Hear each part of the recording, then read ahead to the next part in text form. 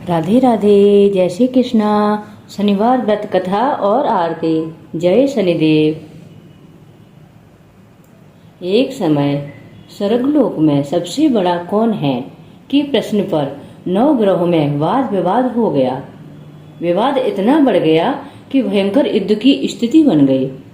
निर्णय के लिए सभी देवता देवराज इंद्र के पास पहुंचे और बोले, हे देवराज, आपको निर्णय करना होगा कि हम में से सबसे बड़ा कौन है। देवताओं का प्रश्न सुनकर देवराज इंद्र उलझन में पड़ गए। इंद्र बोले, मैं इस प्रश्न का उत्तर देने में असमर्थ हूँ। हम सभी पृथ्वी लोक में उज्जैनी नगरी में राजा विक्रमादित्य के पास चलते हैं। देवराज इंद्र सहित सभी ग्रह देवता उज्जैनी नगरी पहुँचे। महल में पहुंचकर जब देवताओं ने उनसे अपना प्रश्न पूछा तो राजा विक्रमादित्य भी कुछ देर के लिए परेशान हो गए, क्योंकि सभी देवता अपनी अपनी शक्तियों के कारण महान थे। किसी को भी छोटा या बड़ा कह देने से उनके क्रोध के प्रकोप से भयंकर हानि पहुंच सकती। अचानक राजा विक्रमादित्य को एक उपाय सूझा और उन्होंने विभिन्न धातुओं स्वर्ण, चांदी, कांसा, तांबा, सीसा, रांगा, जस्ता, अभ्रक और लोहे के 9 आसन बनवाए। धातुओं के गुणों के अनुसार सभी आसनों को एक दूसरे के पीछे रखवाकर उन्होंने देवताओं को अपने अपने सिंहासन पर बैठने को कहा। देवताओं के बैठने के बाद राजा विक्रमादित्य ने कहा, आपका निर्णय तो स्वयं हो गया। जो सबसे पहले सिंहासन पर विराजमान है वही सबसे बड़ा है। राजा विक्रमादित्य के निर्णय को सुनकर शनि देवता ने सबसे पीछे आसन पर बैठने के कारण अपने को छोटा जानकर क्रोधित होकर कहा, राजा विक्रमादित्य, तुमने मुझे सबसे पीछे बिठाकर मेरा अपमान किया है। तुम मेरी शक्तियों से परिचित नहीं हो। मैं तुम्हारा सर्वनाश कर दूंगा। शनि ने कहा, सूर्य एक राशि पर 1 महीने और चंद्रमा 2.25 महीने, मंगल 1.5 महीने, बुध और शुक्र 1 महीने, बृहस्पति 13 महीने रहते हैं, लेकिन मैं किसी राशि पर 7.5 वर्ष 7.5 तक रहता हूँ। बड़े बड़े देवताओं को मैंने अपने प्रकोप से पीड़ित किया है। राम को 7.5 के कारण ही वन में जाकर रहना पड़ा और रावण को 7.5 के कारण ही युद्ध में मृत्यु का शिकार बनना पड़ा। राजा अब तो भी मेरे प्रकोप से नहीं बच सकेगा। इसके बाद अन्य ग्रहों के देवता तो प्रसन्नता के साथ वहां से गए, परंतु शनिदेव बड़े क्रोध के साथ वहां से गए। राजा विक्रमादित्य पहले की तरह ही न्याय करते रहे। उनके राज्य में सभी स्त्री पुरुष बहुत आनंद से जीवन यापन कर रहे थे। कुछ दिन ऐसे ही बीत गए। उधर शनि देवता अपने अपमान को भूले नहीं थे। विक्रमादित्य से बदला लेने के लिए एक दिन शनिदेव ने घोड़े के व्यापारी का रूप धारण किया और बहुत से घोड़ों के साथ उज्जैनी नगरी पहुंचे। राजा विक्रमादित्य ने राज्य में किसी घोड़े के व्यापारी के आने की समाचार सुना तो अपने अश्वपाल को कुछ घोड़े खरीदने के लिए भेजा। घोड़े बहुत कीमती थे। अश्वपाल ने जब वापस लौटकर इस संबंध में बताया तो राजा विक्रमादित्य ने स्वयं आकर एक सुंदर और शक्तिशाली घोड़े को पसंद किया। घोड़े की चाल देखने के लिए राजा उस घोड़े पर सवार हुए तो वह घोड़ा बिजली की गति से दौड़ता गया। तेजी से दौड़ता घोड़ा राजा को एक दूर जंगल में ले गया और फिर राजा को वहां गिराकर जंगल में ही कहीं गायब हो गया। राजा अपने नगर को लौटने के लिए जंगल में भटकने लगा, लेकिन उन्हें लौटने का कोई रास्ता नहीं मिला।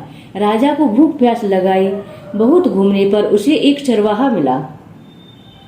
राजा ने उससे पानी मांगा। पानी पीकर राजा ने उस चरवाहे को अपनी अंगूठी दे दी। फिर उससे रास्ता पूछकर वह जंगल से निकलकर पास के नगर में पहुंच गया।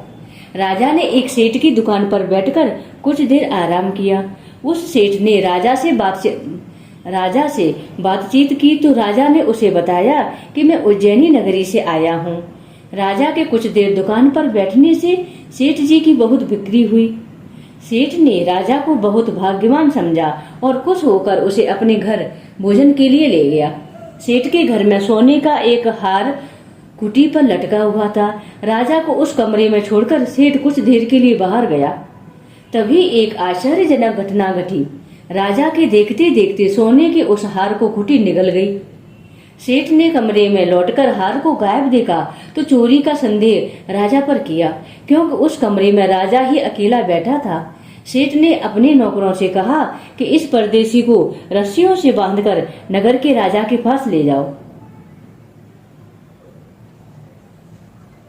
राजा ने विक्रमादित्य से हार के बारे में पूछा तो उसने बताया कि उसके देखते ही देखते कुटी ने हार को निगल लिया था। इस पर राजा ने क्रोधित होकर चोरी करने के अपराध में विक्रमादित्य के हाथ पांव काटने का आदेश दे दिया। राजा विक्रमादित्य के हाथ पांव काटकर उसे नगर की सड़क पर छोड़ दिया गया। कुछ दिन बाद एक तेली उसे उठाकर अपने घर ले गया और उसे अपने कोल्हू पर बैठा दिया। राजा आवाज देकर बैलों को हाँकता रहता। इस तरह तेली का बैल चलाता रहता और राजा को भोजन मिलता रहता। शनि के प्रकोप की सारी साथी पूरी होने पर वर्षा ऋतु प्रारंभ हुई।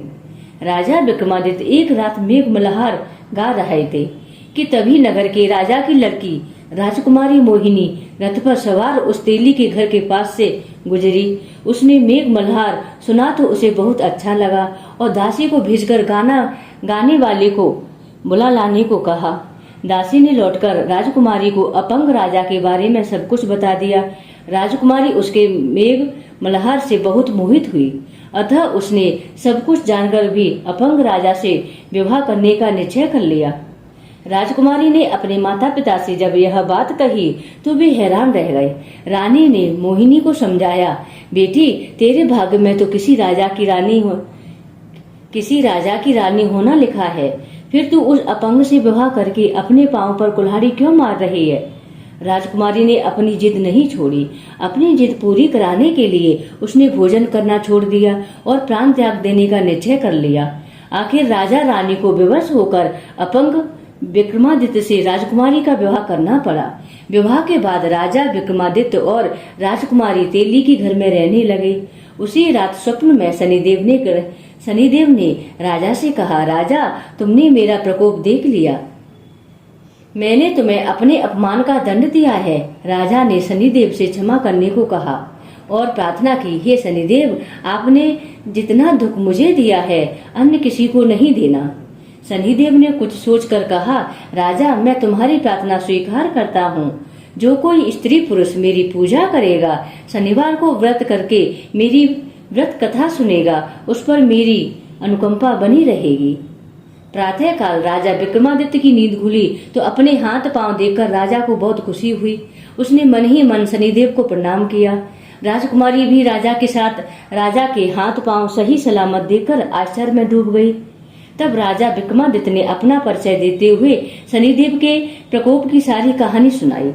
सेठ को जब इस बात का पता चला तो वह दौड़ता हुआ तेली के घर पहुंचा और राजा के चरणों में गिरकर क्षमा मांगने लगा। राजा ने उसे क्षमा कर दिया, क्योंकि यह सब तो शनिदेव के प्रकोप के कारण हुआ था। सेठ राजा को अपने घर ले गया और उसे भोजन कराया। भोजन करते समय वहाँ एक आश्चर्यजनक घटना घटी। सबके देखते देखते उस कोठी ने हार उगल दिया। सेठ जी ने अपनी बेटी का विवाह भी राजा के साथ कर दिया और बहुत से स्वर्ण आभूषण धन आदि देकर राजा को विदा किया। राजा विक्रमादित्य राजकुमारी मोहिनी और सेठ की बेटी के साथ उज्जैनी पहुँचे तो नगर वासियों ने हर्ष से उनका स्वागत किया। अगले दिन राजा विक्रमादित्य ने पूरे राज्य में घोषणा कराई कि शनिदेव सब देवों में सर्वश्रेष्ठ हैं। प्रत्येक स्त्री पुरुष शनिवार को उनका व्रत करे और व्रत कथा अवश्य सुने। राजा विक्रमादित्य की घोषणा से शनिदेव बहुत प्रसन्न हुए। शनिवार का व्रत करने और व्रत कथा सुनने के कारण सभी लोगों की मनोकामनाएं शनिदेव की अनुकंपा से पूरी होने लगी। सभी लोग आनंद पूर्वक रहने लगे।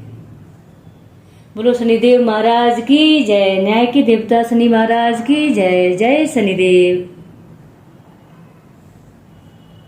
जय जय शनिदेव, जय जय शनिदेव भक्तन हितकारी। जय जय शनिदेव भक्तन हितकारी। सूरज के पुत्र प्रभु छाया महतारी। जय जय शनिदेव, जय जय शनिदेव, जय जय शनिदेव।